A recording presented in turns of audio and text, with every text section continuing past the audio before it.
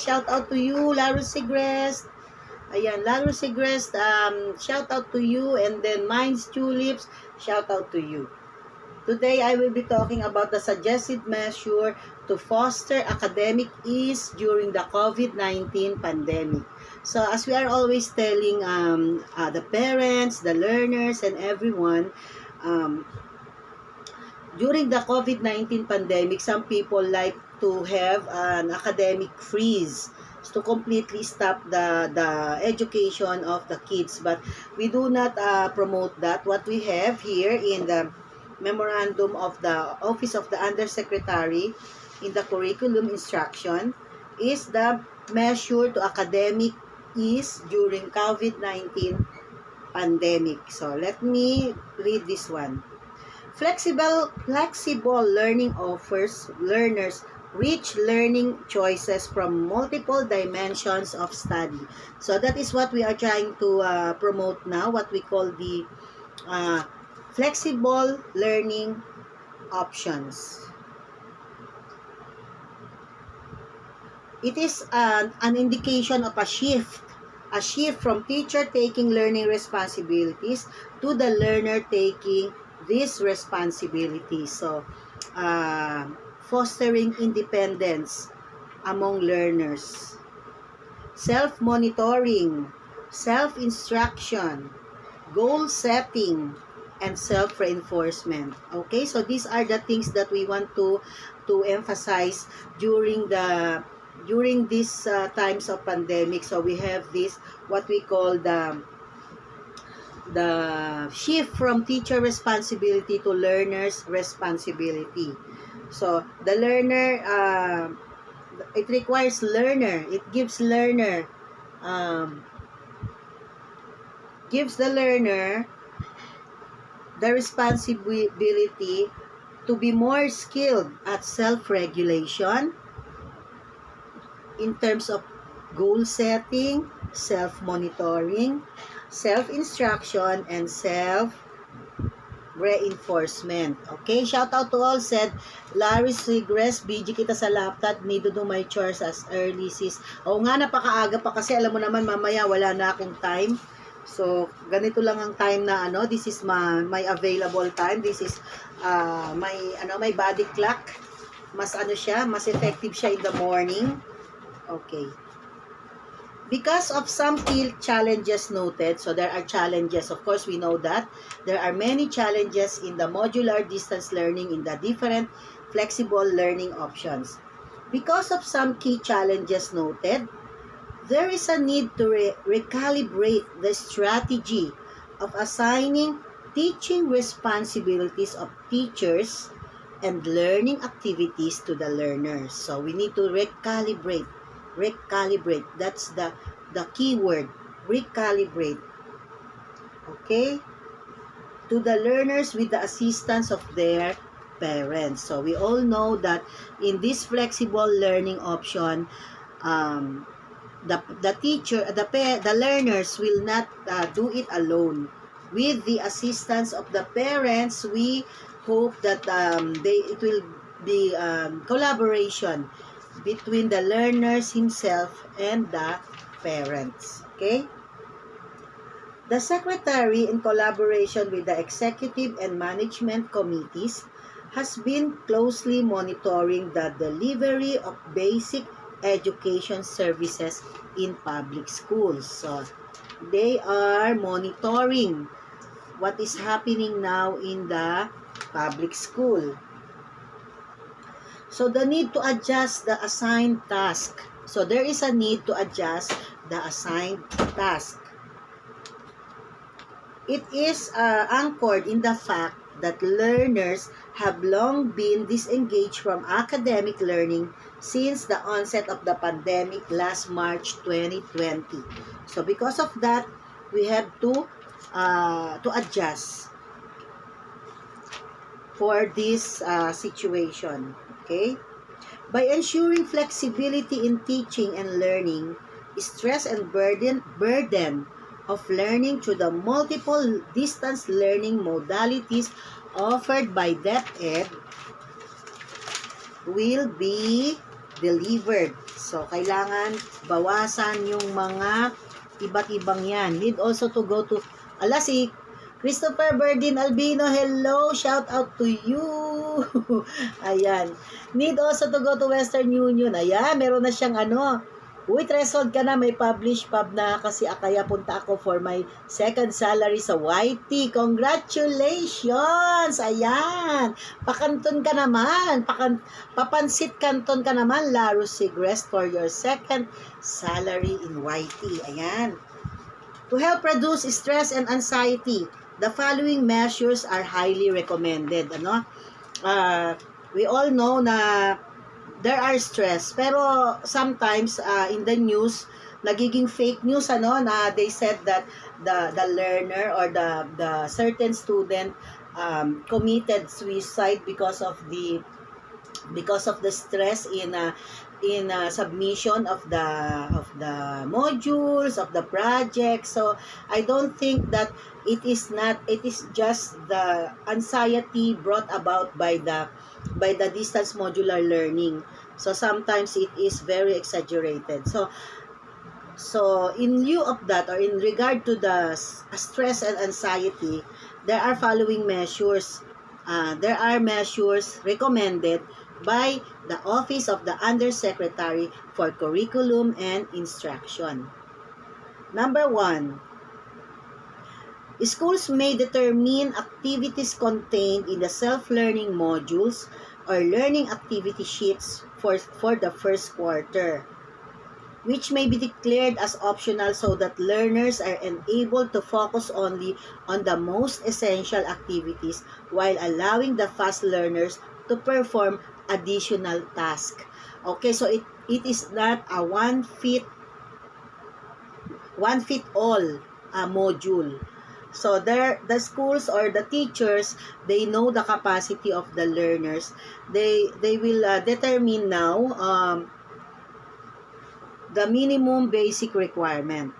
But if the learner is advanced or faster, then they can perform additional tasks. Okay, so there is no use of stressing so much the learners if it is not in their capacity to do it. So this is only for those additional tasks will only be given to those learners who can perform and do additional tasks. Okay? Next. If there is a pre-test or post-test with 6 or more items, learners may answer 5 items only. As I am telling you, these are suggested measures for academic ease.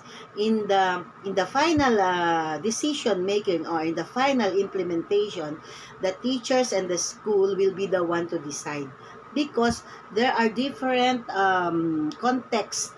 The schools have different contexts. We have different kinds of learners. So who will be the best person who can indicate or who can decide on the capacity of the learners? Of course, the teachers and the schools of that particular learners. Okay? Congratulations, Laru Sigres. Yan, congrats. And good morning, shout out Christopher Berdin Albino. Congrats, Laru Sigres. Ayan. Congrats, Laru Sigres. Okay. Another measure or another suggested measure that we can do in the Department of Education, the public school. Of course, in the private school, they have autonomy. They have the choice. It's optional for them if they will follow this one or not. But in the public schools, in the government schools, in the Department of Education, these are still you can follow or not, because it's suggested measures. So one is the additional enrichment activities in the self-learning module may be for the fast learners. So it's very important here. So it's not for all the learners, but only for the fast learner.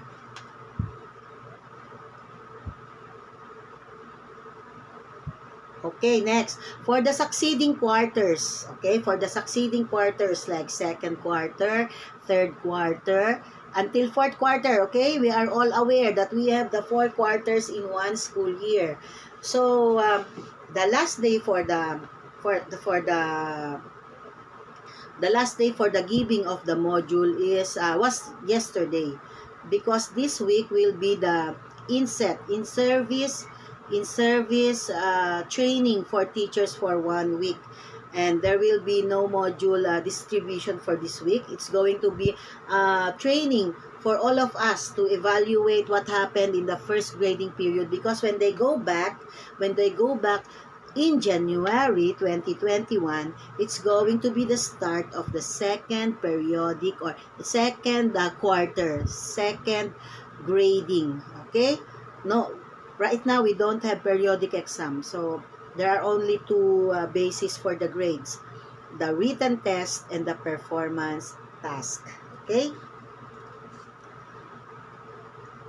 School should put premier on the instructional management task of teachers. Okay? So more preference or more premium or more priority should be given on the instructional task of a teacher. Next.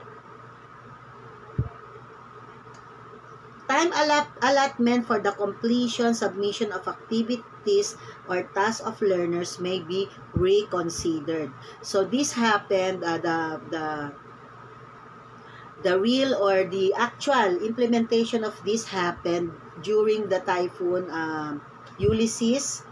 And what's the other typhoon that we experienced? So there are provinces who experience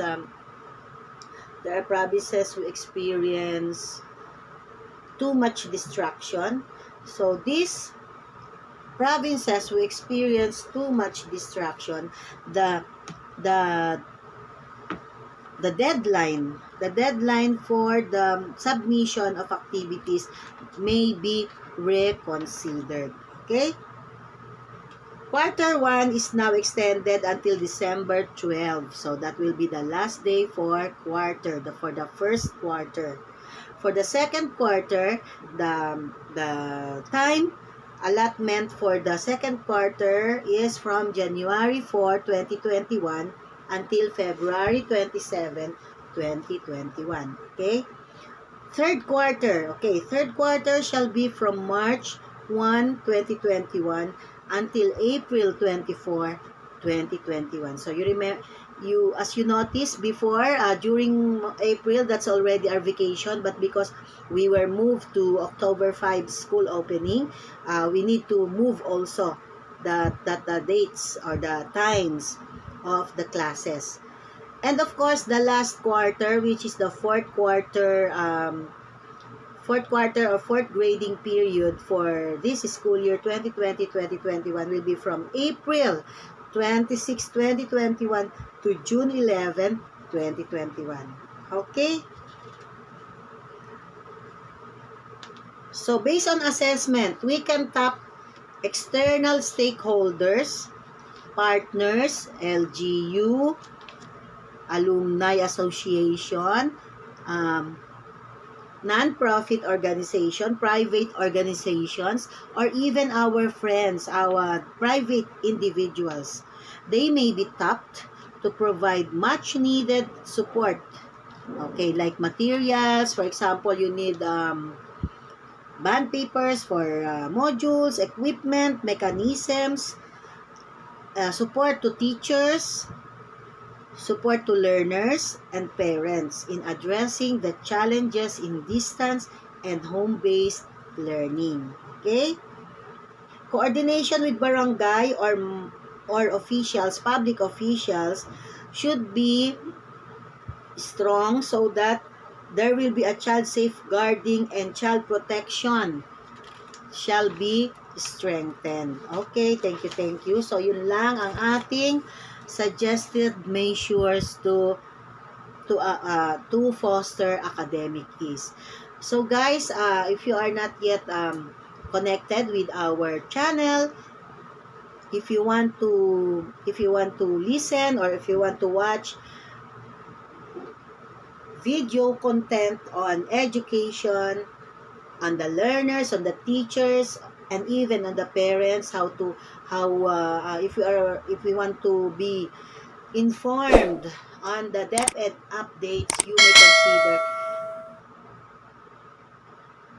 subscribing to our channel, Jewels of Gina. Okay, thank you very much. Thank you. So this